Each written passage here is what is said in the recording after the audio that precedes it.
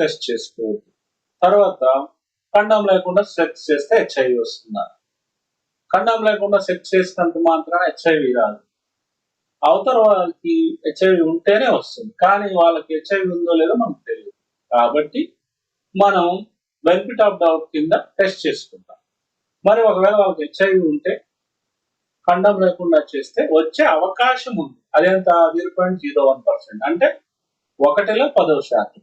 1% కూడా కాదు, 1%లో 10%, 0.01%. అందుకని కండం లేకుండా సెక్స్ చేయమని కాదు.